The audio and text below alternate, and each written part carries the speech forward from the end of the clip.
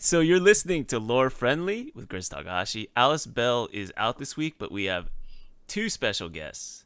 Unoctium, he's on here every week to talk about Star Trek, but also one of the best modders in the modding community, Elianora. Yay, hi. that's awkward. Is it? I don't take compliments well unfinished. Okay. So I should just keep throwing out insults or stuff like that. Yeah. Something like that. Yeah. I have to apologize in advance, though. I have a very talkative cat, and I don't have push to talk, so sometimes she thinks the world revolves around her, and she might start talking to me in the middle of recording. Does she have interesting opinions? Maybe we should have her on as well. Yeah, she does. About everything. My cat has actively knocked the microphone down the last 3 podcasts I've had with Kris, so... Everyone's a critic, huh? Yes. So yeah, we are going to talk about Star Trek later. Usually we sort of start out by just talking about random stuff or whatever news of the day. We don't actually have that this week. I do have a backup plan, though, a secret backup plan. Last week we had Roni on, and she said that if you ask her how she's doing because she's Finnish, she's going to take it seriously and go on this long spiel about how she's doing. So since we got another Finnish person on this week, oh Lord, my secret backup plan is to ask you, Elianora, how are you doing? How are you? I'm actually doing pretty great. Super excited about some... Okay, now you do want the long story, right? Yes, I do. What I'm up please. to and everything, yeah, like the Finnish way. Okay, so I had a long day at work, but I'm feeling good. I have 2 Creation Club projects I'm working on, both Fallout and Skyrim. So doing those, been working my ass off on those. Can I say ass in this? So of yes, you can. You can say ass, fuck, shit. Okay, because I was like getting ready to censor myself. So there's that. My cat's been really well as well. She hasn't thrown up on the carpet for like days. And all that good stuff going. Because you need to know how my cat is doing as well. Yes, I do. That's I do. Kind of a short version of how I'm doing. Oh, well, that's good to hear. Other than the cat throwing up, that's kind of sucks. I feel sorry. But Noctim, how are you doing? Well, it's when you ask a Scottish person that's completely different than asking a Finnish person that. So while Scotland and Finland might be in the same Arctic Circle, asking a Scottish person how they are is like asking them to betray a tactical advantage to yourself. Yeah. So the Scottish answer to that question would be... fine. So have you ever seen that Simpsons episode where like Bart and Lisa have become friends, and then the groundskeeper Willie says, brothers and sisters are natural enemies, like the Scots and the English, like the Scots and the Welsh, or the Scots and the other Scots. And so yeah. How do Scots and Finns get along? We have to find it on the map first, so technically, yeah. Actually, we might. We're both kind of grumpy, so we might get along pretty well. We could drink and just sit and be grumpy together. It's almost like Terrans and Prime Universe Klingons. 2 people from separate worlds and just grumpy. But we'll get to that later. Any other news you guys want to talk about before we get into Star Trek? No? Do you want to talk about your Settler mod? It's got a new update. Yes. I am glad you asked. I released a new update for Settlers of the Commonwealth, and it is version 2.7, which means there are 27 settlers. I mean, it's still kind of a beta thing. Mm-hmm. I mean, I haven't really marketed it, but I mean, that's just par for the course. Well, I don't market anything. Presumably we're going to try and maybe talk about this in a modcast one day, but yeah. Like the whole point is basically to have settlers that don't say the same thing over and over again in your... Yeah, exactly. Well, you recruit them, and they each have about 40 lines, 40 unique idols. Mm-hmm. And so, because they only fire every few hours, you can probably go through your whole game and maybe not even hear all of it. I mean, it really depends. So, I started using that after hearing about it last week. I haven't been gaming that much, but I saw one of the settlers. She was a caravan hand for Lucas. Oh yeah, 7. Yeah, 7. Is she 7 of 9? No, not 7 of 9. Anyway, no, that's a good Star Trek reference. She does kind of look like 7 of 9, but that wasn't the inspiration. She was just like sort of like an insane badass kind of thing. So. Yeah, she's awesome. I'm glad I met her first because she like set the tone for the rest of the mod. I'm really looking forward to it, especially Jay because I want that robot. So yeah. I don't know if you're gonna be pleasantly surprised or you're gonna like not like the robot, because it's kind of like a play on the original character he voiced, the most famous character he voiced. Mm-hmm. It's a bit like the opposite of Rumarn in a way, but at the same, I don't know. Oh, I don't no. want to spoil it, but yeah, you'll see. Well, my problem is just the fact that I never go back to my settlements. I just sort of follow the quest blindly. So Preston keeps sending me to new settlements, and then I own the settlements, and then I never go back to them, and they keep getting attacked. So I resent the settlements, and so therefore I could never use your mod properly. But however, I did send what was your third companion's name? The male companion. Birdie. I sent Birdie back to Sanctuary, and he had some interesting idols that were other than you work, you eat, or other interesting vanilla idols, they say. So I was appreciative of that. Thank you. Oh, I like Birdie. I have him with me in my game, as usual. He's my Rumaring substitute. Until I get Rumaring, I will use Birdie. Well, that's the thing. Accents in the Fallout universe, you can't be too liberal with them, or else the immersion police will come on you and just destroy you. So. Yeah, but there's like accents that were out of place in the vanilla game. There was Moriarty in Fallout 3, and there's Kate with her fake accent. Kate. And then there's a bunch of Europeans that came with a boat from Europe with a few ghouls in Tales from the Commonwealth. Yeah, there were a few. Yeah, so. I thought you were going to complain about that for a second. No, I'm going to have... I actually have an idea for you for that, if you don't mind. You need a Finnish ghoul in it. And she sends you... Because currently they're just roaming around in the room. Mm-hmm. Well, she sends you on quests to find pretty things because she wants to decorate the new house. So you have to pick up stuff like cloves or potted plants for her. Why a ghoul? Oh, because they're all ghouls. I forgot. Well, they're almost all ghouls except that one girl. I forgot there was a reason why. I think she might have been a synth. I'm not sure. Oh, that's cool. I need to go and try kill her. Oh, dude, don't do that. I think there was. I don't remember if I put the synth component in her, but I think that was the backstory. I probably should check that and make sure that's correct. But I think that's the reason why she didn't turn. Spoilers. Unoctium is just going crazy over there. Yeah, it's like he's rubbing his mic with his hands or something. It sounds like 1 second. Anyway, you're not the only one who's been updating mods, though. Because all the big mods that use Fallout 4 script extender need to be updated right now because a bunch of Creation Club stuff came out. Oh, was there good stuff, I assume? Yes, it's probably been the most positive response from the community.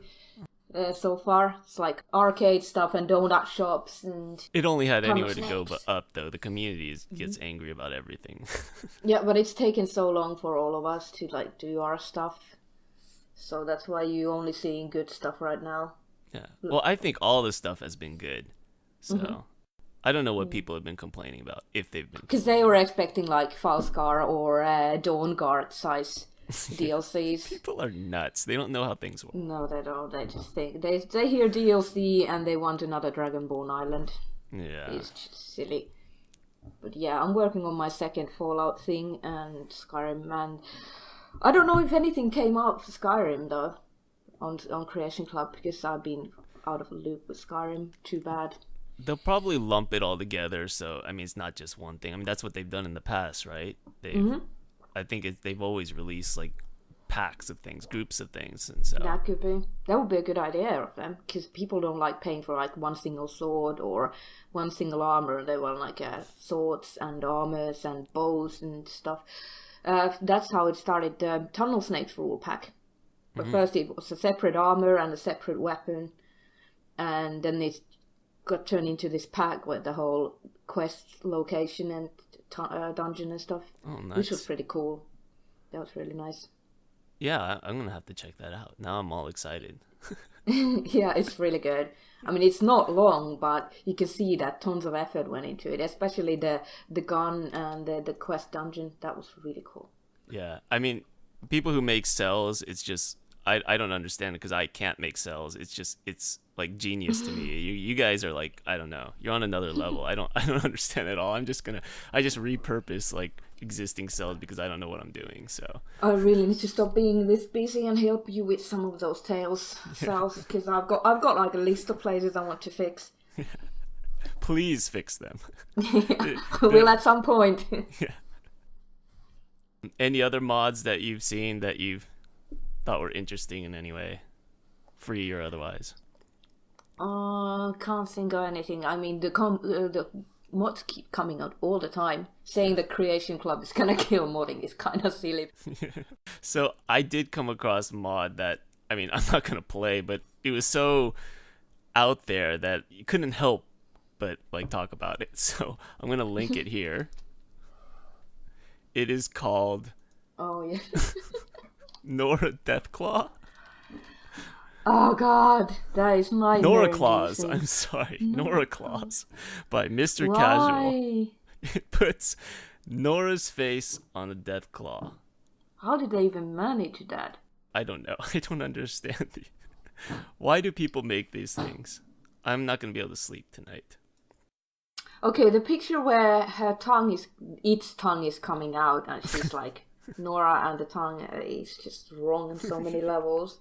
Maybe because Deathclaws are like the main source of death in the Commonwealth. I mean, it's right in the name. It's Deathclaws. Maybe this guy figured, okay, I'm gonna die. I'm gonna get killed by a Deathclaw. The last thing I want to see is my wife's face before I die, and so this is a good way of doing that. So yeah, that was the mod I found. Is Noraclaws by Buffscale, MrCasual, I think. Anyways, but yeah, cool. So, Star Trek Discovery episode, what are we on? 14? 13? 14? 13. 13. What did you guys think of it? I thought it was, I don't know if it was the time I was watching it or whether it was the show, but I thought it was quite depressing in a way.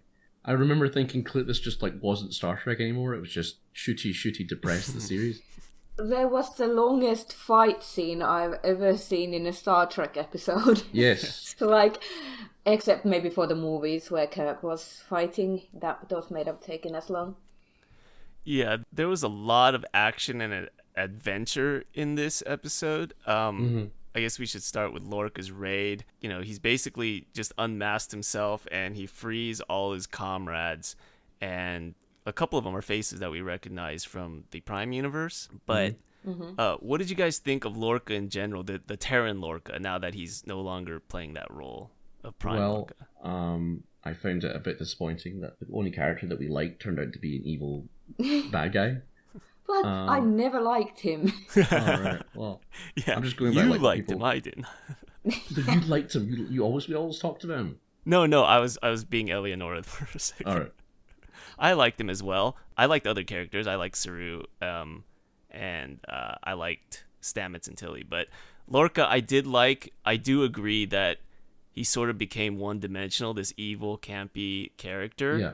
He basically became Donald Trump. I mean, I'm pretty sure at one point he said, "Make the Empire great again." I'm not sure if those were the exact I think he did words. say that. He said, yeah.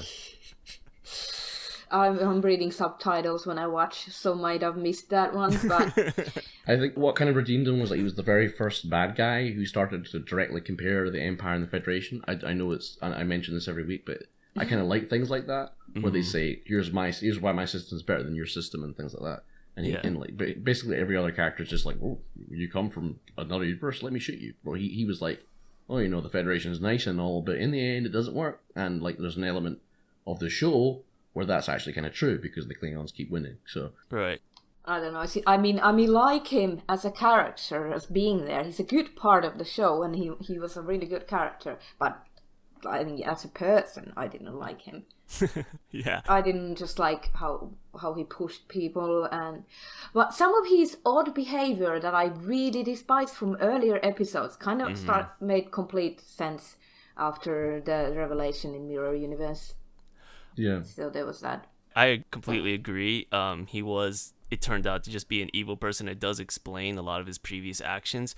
I was disappointed that his time with the Federation didn't influence him at all. Like, I would have liked to have seen him sort of change a little bit in that, like, okay, I've learned some things. I mean, I'm still a Terran. I still, believe in these certain tenets as an evil guy, as a Nazi, more or less. But I've been influenced by the Federation. I've seen aliens work together. I've seen them do some things, and that would be my pitch to you, Burnham. Well, he was kind of like that, but eventually his whole pitch to Burnham was it would be, the Federation sounds nice, but no, but he shit on their ideals. He called them like naive and idealistic. He basically went full Trump. I mean, I imagine even if Trump spent a year with immigrants and the LGBT community, I think even he would change maybe a little, just a little. I don't know. But Lorca, no, he didn't change at all. I don't know. He got so obsessed with Burnham in the end. It was kind of weird. Like, he had this master plan and he had everything together. And suddenly he went full idiot because, I want Burnham to stay. I know, he became he completely lost everything he wanted because he was obsessed with this character that no one... Yeah, it was really weird. Well, just imagine him as Donald Trump and then you'll see why. Yeah. All he was doing was missing the comb over, but... He was, I'm glad he's dead. Oh, that was so... that was so predictable, though. I totally saw like that the whole coming. sword through the heart and then tossed into the sun thing. Just, like, a bit cliche. He's the only character I kind of liked because, like, now, like, it degrades down to Michael, and now Michael's the center of the series. Yeah, but you liked him like the way I liked him before, as a complicated character who did bad things to get results. Yeah. But ultimately had a good moral center. Yeah. This guy, it was just an evil guy who was pretending to be good. So it as a character, I mean, once he flipped, it was completely over. I was like ready to see him go. I just I have had enough. Yeah, I agree with that. Yeah, true. It was kind of like Han Solo turning to be some evil mercenary guy. But how did he manage to fake it for so long with this diverse crew with like half robot peoples and Saru being his first in command and all these people? If he's totally racist and hates all the other races, how did he fucking pull off being with them for so long? Because the writers decided this would happen 2 episodes ago. No, I think it was an early plot point because of the light sensitivity thing. It seemed like if you watch earlier mirror episodes, the Terrans were basically just humans that were a bit evil. And, like, even had good Terrans who were nice. So I mean, I'm not trying to be so super cynical, but I'm just saying, and it was there in an early episode with the Admiral person where the Admiral was like, "Oh, remember that time?" And he's like, yeah, I think so. Sure. But yeah, he's gone. They threw him into the fire, more or less. Let's move on to some of the other characters. What did you think about Saru as a captain? Because I thought that was a pretty cool evolution. Because we had that earlier scene where he was doubting himself and downloading data of previous captains, and then we get to this end point, and he's decisive and fair. Oh, that was awesome. I like that, actually, because when you mentioned it in the chat, I was like, oh, that's right, yeah, he has actually grown quietly. Compared to other characters who are all really loud with their character developments, if they have any. He's like quite understated, and the actor who plays him is like really good. Like he's a guy who plays monsters, usually Duck Jones, and in this case he's grown to like this full, compelling, interesting actor. He can be quite forceful sometimes with Tilly. Like with Tilly, he's always like, Tilly's like, oh, I don't know, and he's like, just do it, do it, you don't have a choice.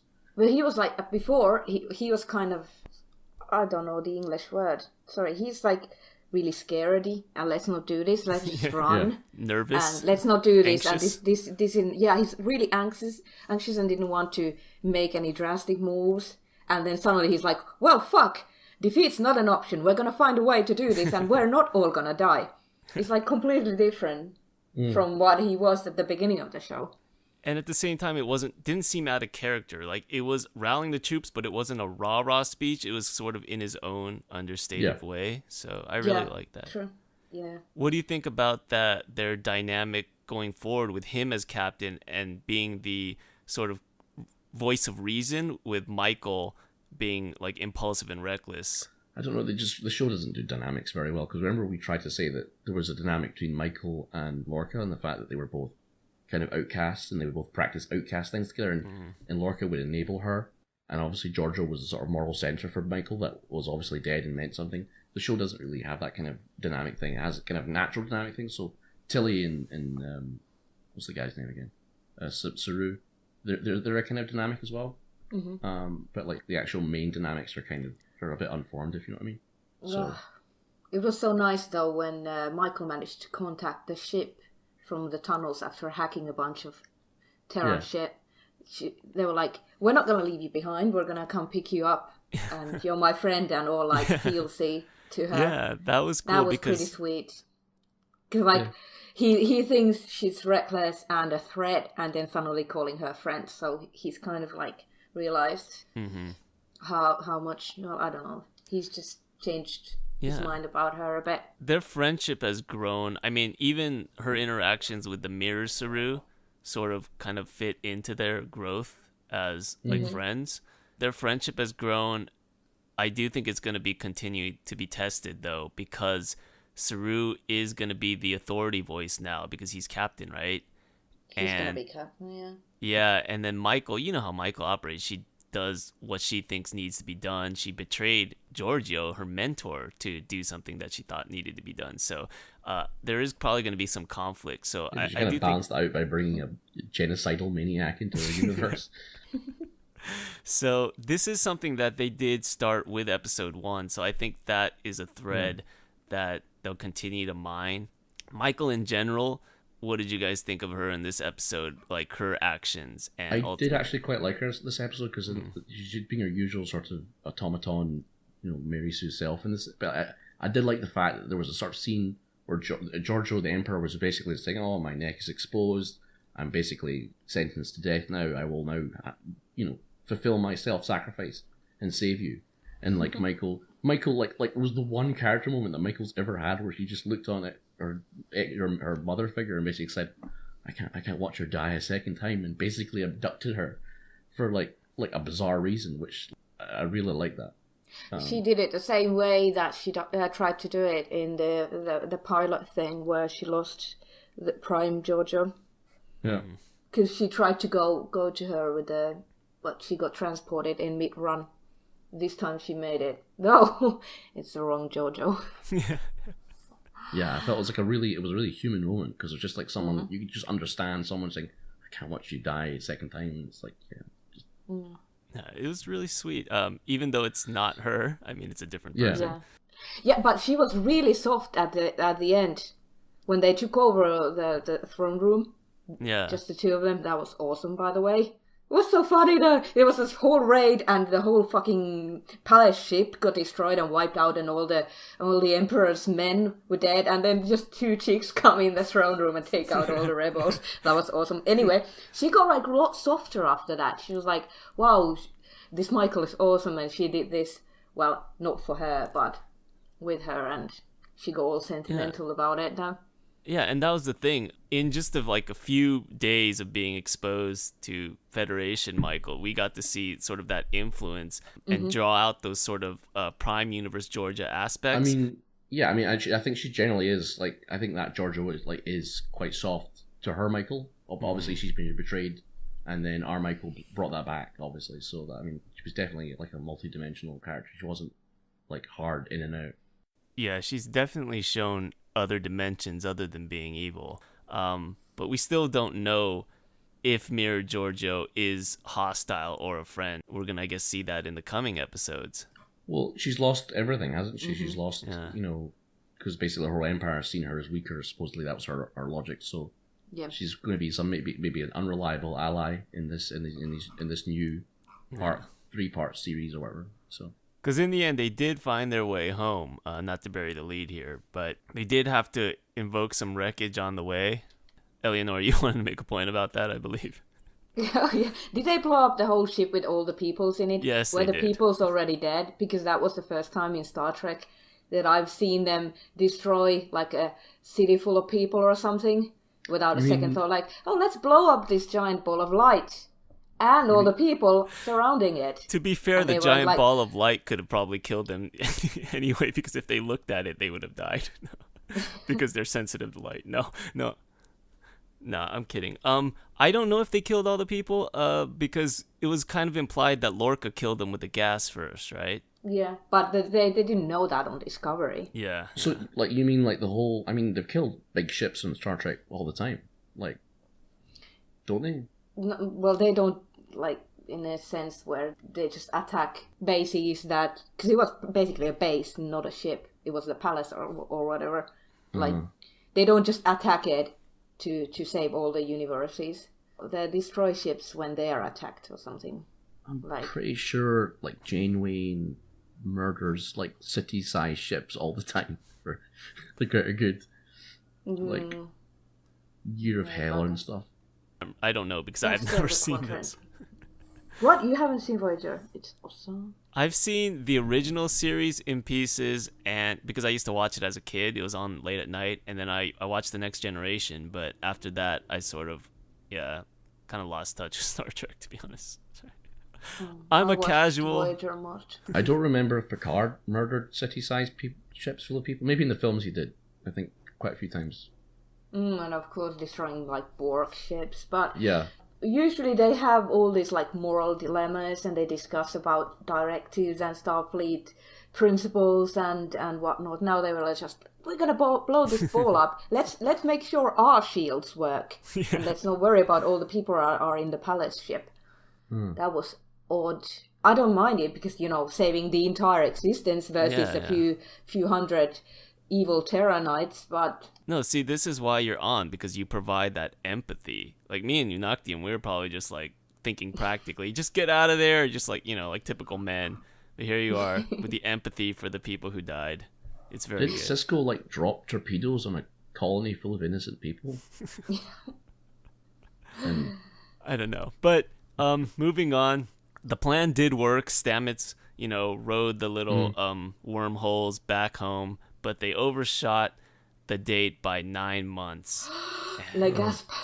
Yes, and then when they looked at the board, all the blue dots disappeared. It was like the Stormcloaks dying all over again. All the red dots took over. And lore. The Klingons are apparently winning the war. Oh dear. Yeah. It's also depressing. What does the lore say about this? I don't know. Yeah, it didn't happen. Did the Empire... Did Klingons almost win the war before? No, that didn't happen in the lore, no. Well, they also, lore didn't probably have Discovery disappearing, so... Yeah. No, but like it has happened before, like in yesterday's Enterprise, I don't know if you've seen that, where the Star Trek Next Generation one, where the Enterprise C goes further in time, 20 years, and it causes the Klingons to go to war with the Federation. And they're winning in that, which is actually going to be the basis of the plot of the new Quentin Tarantino Star Trek film. Oh. Nice. They're going to adapt that, so. Quentin Tarantino, if you're worried about people dying before, man, get ready for that thing. I was going to say the saving grace for the Federation is the fact that they have a military genius on board in Terran Giorgio. How do you think that is all going to play out going forward? They're going to face a moral dilemma of using Giorgio's tactics, which will be cool, I guess. They still have the ship, and apparently Stamets can do jumping again, but how are they going to replenish their spore tanks? They can't do jumps right now, can they? It doesn't it regenerate on its own, but it's probably going to be slow, and it's going to be takes me a while. Yeah, it's going to take them a while till they can jump again, and if Stamets wants to jump, that's another thing. That's true. He might not want to. Yeah, mostly I was kind of, when that happened, I was just like, oh, another terrible thing's happened. I was just like, it was really depressing. It was like, I was just asking myself, can anyone actually be happy in this program? Can anyone have a happy ending? I'm just like wondering when like the end of the series comes, what bad thing's going to happen? Like, so obviously at the middle of the series, we had them jump to the middle of nowhere where no one can find them and no way back. Now that they've finished with that, the Klingons have conquered the Federation. And now, like, I'm just, like, asking what's going to happen at the end. Or is at the end, are the Borg going to assimilate everyone at the end of the series? Is the Discovery going to be thrown back in time to the beginning of time and they can't get back? Or are we all going to find out it's all a dream inside Tilly's head and she's in a mental asylum or something like that? Well, the thing is that this show, it sort of embraces the big twist. I think like halfway through when I was watching, when I was like hearing all these like over the top lines of having to save the universe and things of that nature, I just decided, you know what? I'm just gonna enjoy it as like twisty, campy fun. Okay, yeah, I was thinking the same thing. It's just not like the Star Trek you used to watch. It's just the sort of twisty, campy thing, as you said, in the Star Trek universe. Once I started viewing it through that lens, for me, I enjoyed the rest of the episode. And like the Giorgio twist was just another twist that if I had been sort of overly critical, I might not have enjoyed as much. But like I thought putting her into the Prime universe is just another like fun twist. It's just gonna open up new things. So if you look at it from that perspective, I don't know, I quite enjoyed it. But the second half has been so intense compared to... If the first half was intense, the second one was even like... Every episode has you at the edge of your seat, and you're like, what's gonna happen next? And these crazy twists, and like holding your breath and waiting for... Game of Thrones isn't even as intense as this. Like every episode is like... Oh, this person's been murdered now. Oh... Yeah. I mean, like, I was just comparing it because there's like a sort of rival series going on by Seth MacFarlane called The Orville. Don't know if you've heard of it. I've heard of it. It's just like a sort of sitcomish sci-fi thing, and like Discovery, I think, is like the best. Is like not the best written, but like the writing is generally quite consistent and up there. And I think the acting is like far beyond any other Star Trek series, like bar none. But I dislike everyone in the program. Like there's like very few people, if any, I actually like on the show. They're all intense nutcases. Where like an Orville, like the writing is like awful. Like the writing is just like they've had 3 episodes so far where like wherever they've turned up to be has turned out to be a holodeck. You know, the holodeck. It's all a holodeck episode. Like there's been 3 of those in the first season, and like the acting is just kind of, you know, here nor there. It's just Seth MacFarlane kind of being funny, but like the characters are actually quite likable. It's got that little Star Trek thing that you like that they had in Voyager and the Next Generation, where they had like 5 minutes of them just doing their thing and being quite likable and doing things like that. Orville has that, where Discovery's like straight into the action and doesn't let you get to know these people. So it's just an interesting comparison, I thought. Discovery is like a lot more like the movies, the new movies. Yeah. So much action, so intense. But at least there has been some room for character development. And now we're gonna have to see what happens after they get back to their universe. Yeah, I mean, Michael is more or less the general hub. I do like the interactions, the dynamic between her and Saru. Her and Giorgio is going to be interesting. So, I mean, I know she's taken a lot of criticism as a character, and she does have like a bunch of these Mary Sue tendencies that we talk about, because like everything she does works, right? Mm-hmm. But I don't know. I think just as a main protagonist, she sort of worked more or less. But she's become a lot less Vulcan. Like, out of a sudden, she's like really human and really determined and kind of reckless as well. Mm-hmm. Instead of like its cold, logical Vulcan that she's supposed to be. Yeah, I mean, they started the show with her being kind of an insecure, like an orphan human, effectively, with a Vulcan family. And they kind of just sort of threw that out. So, like, Sarek is obviously removed as the sort of distant father figure as a result. So he is coming back, I think. Yeah, but he's coming back as like an action rebel commander or something. Like, what? I can't remember, yeah. It's going to be another third half of the season or something, because now we're gonna see something completely new again, which is kind of nice. I mean, there has to be some super reset, because none of this happened in the actual lore, quote unquote. So yeah. I mean, I kind of was hoping they would just jump to different universes, and that would be like the conceit, more or less. But yeah, I wouldn't have minded that. It's a bit like Voyager. So I don't know. I'm interested in where the show is going. I think if you can look at it from the right lens, it's still an enjoyable show. Well, no, all the like I've been reading the forums a little bit more. I used to read the forums like way back when Enterprise was on, and it was just like a hate fest because everyone was just Enterprise was so boring. But now it's just like, I don't know.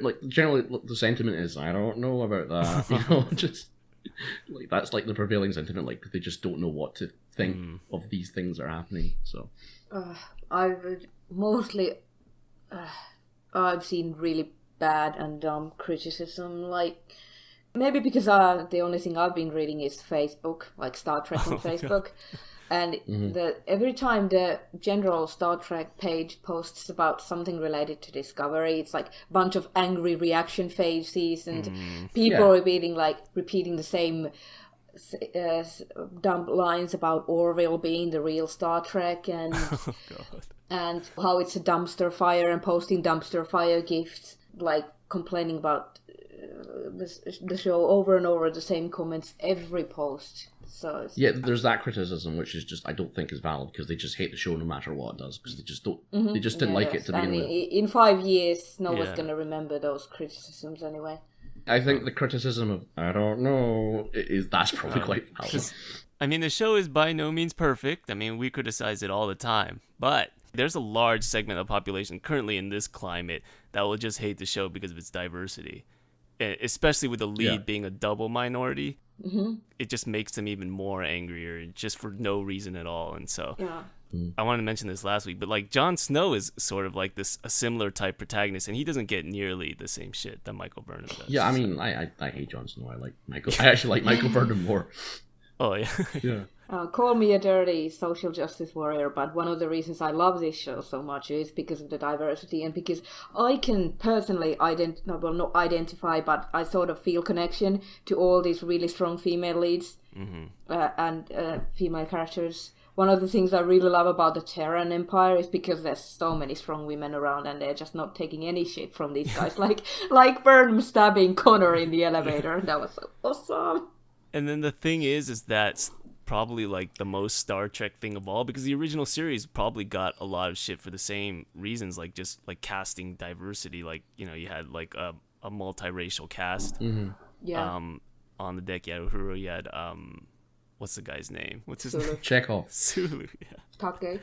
Yeah, Sulu. You had Uhura. It was a multiracial cast, and so I think that is sort of like a connecting line between the two series, if nothing else. No, to be fair, the last episode of the original series was the fact that a woman swapped minds with Captain Kirk, and the only reason they found her out is because she was too emotional. Oh God! See, yeah, it wasn't completely like modern in that sense, but yeah, for its time, it was progressive. Now, not so much. Yeah. Yeah. But anyway, it's one of the reasons why I love Discovery so much. Yeah, that is cool. And that's why I'm happy to have you on to bring that perspective, which I feel we are lacking. But yeah, episode, what do you think of it? Should we rate it or anything like that? On a scale of Game of Thrones characters. Actually, I haven't seen Game of Thrones TV show apart from season 1, so I can't comment on that. Out of stars, it gives 4.5 out of 5 stars. Loses half a star because they didn't think about all the poor peoples in the palace ship when they blew them up. Well, Game of Thrones, I give it 3 red weddings out of 3. Can't wait to see what's next. But that's about every episode and every week. Yeah. This is the first series in ages that has me like waiting 3 days before the show even airs. I'm like, the best part about today is that it's only 3 days from Discovery. You've planned your life around it?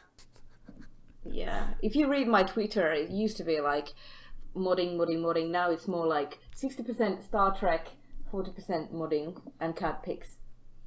For me, it's like, it's Discovery on today. I was having such a good day. Oh, man. I hate you. Not really. I'm more in between. I'm like the buffer between. Like, if it's on, I'm like, oh, something to watch. But I'm not counting the days yet. But man, that twist last week was just one of the great twists in TV that I've seen in a while. So, and I loved how they did it. They implicated it in earlier episodes and everything. That was awesome. Yeah.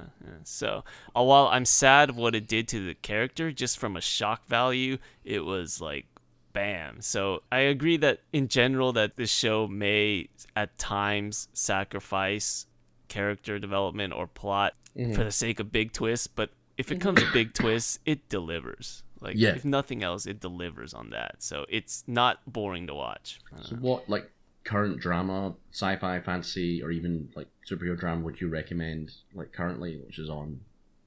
I don't know. I don't really watch a lot of TV. I've been watching a ton of Survivor, like I said. I've been watching that non-stop. I'm just modding and watching Star Trek. I don't have time to sit and watch anything. The only times I watch TV is when I'm traveling from my phone or laptop. I did watch Doctor Who, and I thought that was terrible. Gone with Doctor Who. Can I be on the podcast when Doctor Who starts again? It's- Dips on it's podcast. it's getting pretty crowded, but we'll see. Maybe one episode. I'm No. a little greedy. No. We can have you on every episode. I think it might be good if it's just you, Alice, and anyone else who wants to come on. Because you don't need me. I'm not a Doctor Who expert. No, I'm happy No, to be there's- excluded because it was getting really bad towards the end there. How dare you? It was pretty bad. I really like the 12th Doctor, so I'm like, how dare you? I'll challenge you. Oh, I'm I'll fight excited you. for Jodie Whittaker. I can't understand a word she's saying. I'm going to need subtitles, but... Oh, that's like me with Unitium. Please put your subtitles on this podcast so I'll remember what he said. Oh, shots fired. I just don't understand why the UK has to understand the rest of the world, but no one gets to understand it. No, I can understand unoctium for the most part. It's the Yorkshire accent, though, is... I don't know. There's something about it. What accent do I not understand? Probably Lorca, because I think we can all agree Lorca's southern accent needs a lot of work. Oh, what do you think happened to Prime Lorca, by the way? We forgot to talk about if they're going to find Prime Lorca or what happened to him. Oh, he's going to appear. He's going to, because what's his face? Jason Isaacs is still in the press and stuff like that. So yeah, he's going to appear probably. If they're going to advertise the show with him on it, like go all he's Captain E, then they'll probably find him somewhere. They'll have to make or a separate character for Prime. But now they killed the Terran Lorca, so they can't ask him what happened to the Prime Lorca. They should have asked him before killing him. Prime Lorca will be with the Klingons. Yeah, another thing to look forward to. Yeah, maybe he's shown those tendencies, so No, because maybe, I don't know. the Klingons destroyed his old ship, but in the teleport accident swapped them round. So the Prime one's probably with the Klingons or something. Maybe. We shall see. Another twist. Another big twist that is coming, and I'm looking forward to. But yeah, just to wrap it up, enjoy the show. I'm going to have fun, continue to have fun watching it. So stay tuned next week. When's the last episode? Is it next week or the week after? Next It's week. 15 minutes, so... Two more episodes. Two more, yeah. episodes. So hopefully, Noctium, you're gonna be back. Elianora, you're gonna be back next week to talk about episode 14. Maybe. Sure. Let's do it. All right. If you want excitable opinions on it, I yes, let's do. do it. I do. We need your excited opinions and, just overall energy. It's good for the show. All right. So, anything else you guys want to add before we leave? Nope, I'm good. All right. Stay tuned next week. Bye. Bye. Bye.